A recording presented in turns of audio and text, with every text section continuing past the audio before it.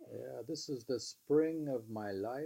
It's Isha, Issa, is a haiku poet after Basho. We're not reading the introduction, we're reading a poem. It's like a narrow road to the deep north, but it's in that tradition, and he has artwork with it. Hmm. Long ago in Fuko Temple in Tango Province, there was a devout priest who made up his mind to celebrate New Year's Day to the fullest.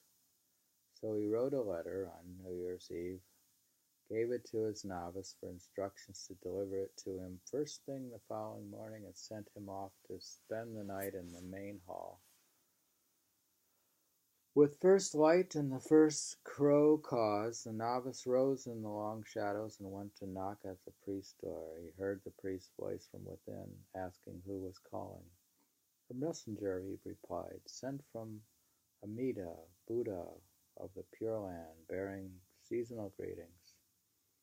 The door was thrust open, and the still barefoot priest motioned his novice to take the seat of honor. He grabbed the letter and opened it quickly, reading aloud.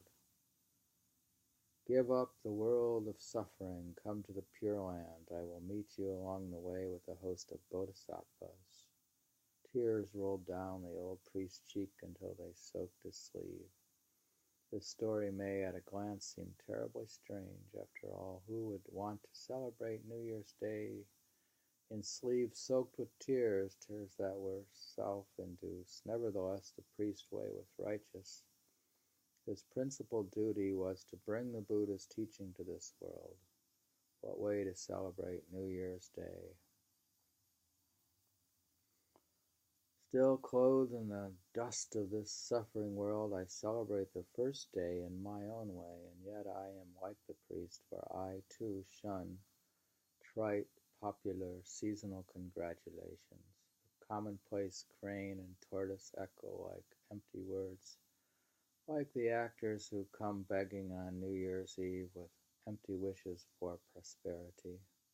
The customary New Year pine will not stand beside my door. I won't even sweep my dusty house, living as I do in a teeny hermitage, constantly threatening to collapse under harsh north winds. I leave it all to the Buddha, as in the ancient story.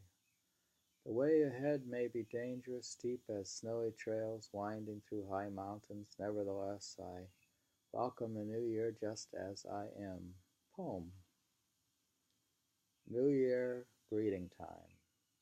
I feel about average, welcoming my spring. You want the poem read again? Poem. New Year greeting time. I feel about average, welcoming my spring. This is Issa, Issa. He's a haiku poet from Japan who came after Basho, and we're reading from the spring of my life. Although she was born only last May, I gave my little daughter a bowl of soup and a whole rice cake for New Year's breakfast, saying, poem. Laughing, crawling, you're exploring already 2 years old this morning. New Year's Day, 1819. Laughing, crawling, you're exploring, already 2 years old this morning. No servant to draw Wakamizu, New Year's first water. Poem. But look, deputy, Crow arrives to enjoy the first New Year's bath.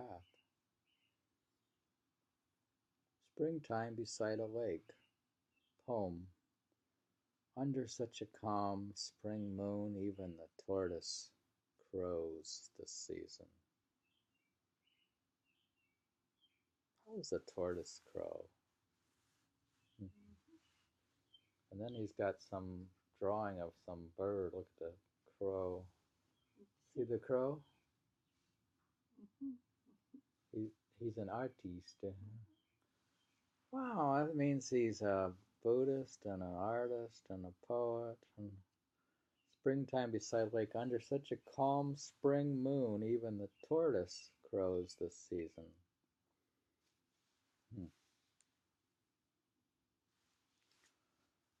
Poem. As if from the gods, spring moonlight illuminates the hillside flower thief.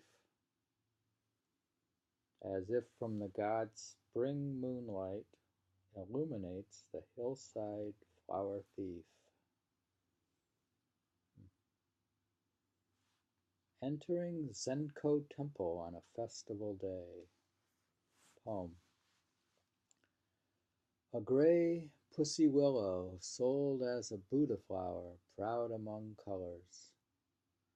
This old cherry tree was loved famously when it was, so young. Full cherry blossoms, his old hip tentative under tucked up kimono. A gray pussy willow sold as a Buddha flower, proud among colors. This old cherry tree was loved famously when it was, so young. Full cherry blossoms, his old hip tentative under tucked up kimono. Written to celebrate Inari, the mythical trickster fox, on his festival day. Poem. From among the flowers, indifferent to the world, foxes bark and cry. Second day, second month, burning moxa with the cat quietly at home. There's that moxa stuff. They like moxa. Emerging brightly, beautifully from the bushes, a new butterfly.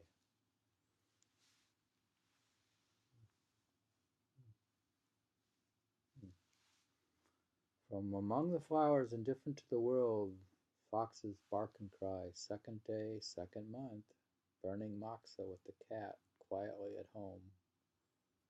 Emerging brightly, beautifully from the bushes, a new butterfly.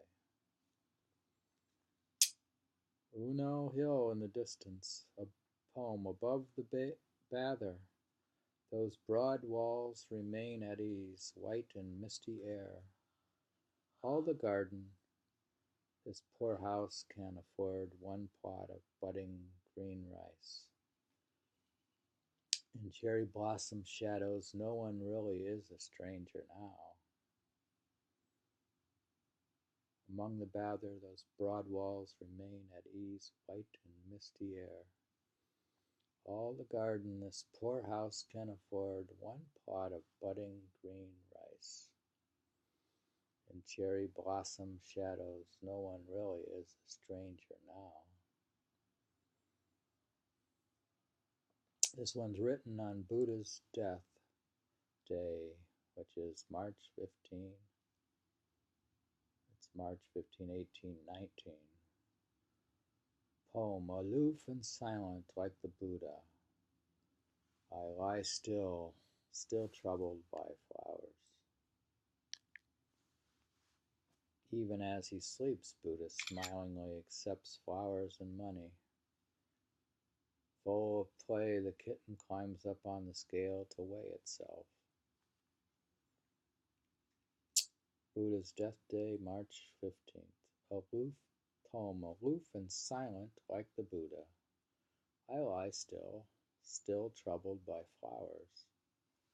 Even as he sleeps, Buddha smilingly accepts flowers and money. Full of play, the kitten climbs up on the scale to weigh itself. Along the Tama River, poem. Dyer's white cloth strips luff in the breeze, brightening the white mist of spring. Dyer's white cloth strips luff in the breeze, brightening the white mist of spring. We're reading from The Spring of My Life,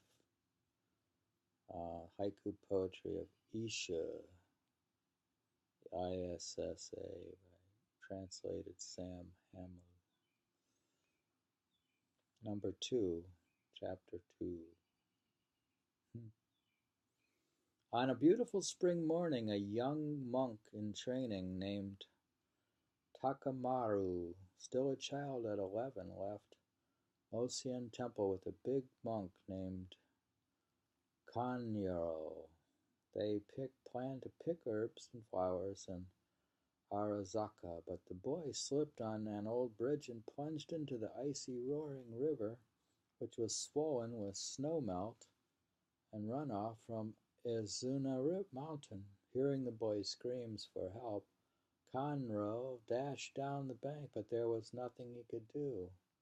Takamaru's head bobbed up, then disappeared. A hand rose above the raging water.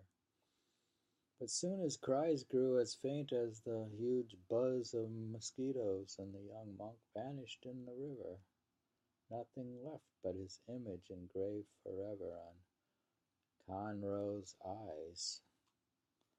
On into the evening, torches blazed along the bank as people searched for Takamaru. Finally, he was found, his body wedged between boulders, too late for anyone to help. When someone found a handful of young butterburs in the dead boy's pocket, probably a gift from his parents, even those who seldom weep began to soak their sleeves. They lifted his body onto the bamboo palanquin and carried him home. It was late evening when his parents ran out to see his body, their bitter tears observed by everyone. True as followers of the way they had always preached, transcendence of this life's miseries, but who can act otherwise? Their all too human hearts were shattered by undying love for their child. When the boy had left at dawn, he had been alive and laughing. The young monk lay still and cold in the evening. 2 days later, joining the funeral procession at his cremation, I wrote this tanka poem.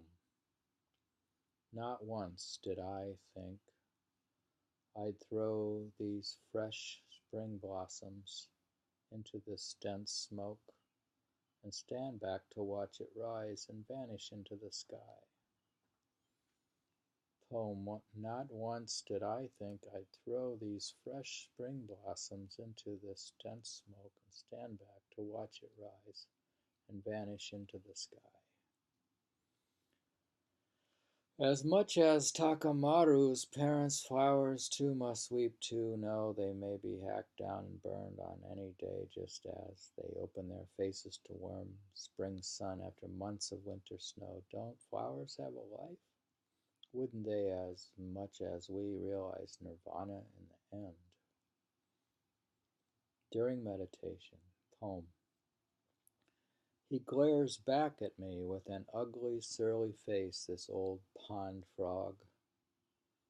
A bright moon lights the plum blossoms.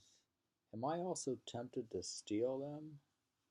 High over the dark shadows of Pine Islands, a skylark breaks into song, teasing the big cat, wags its long tail, toying with a small butterfly.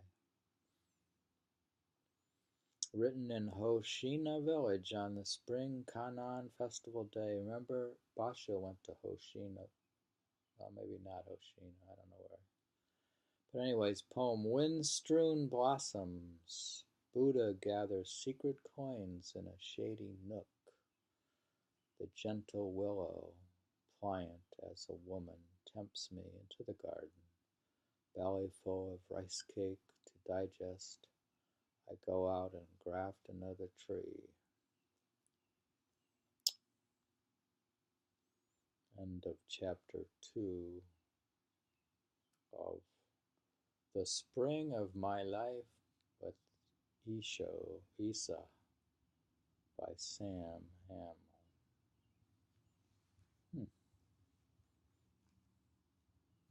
He's a haiku poet. Some of those poems were 1819.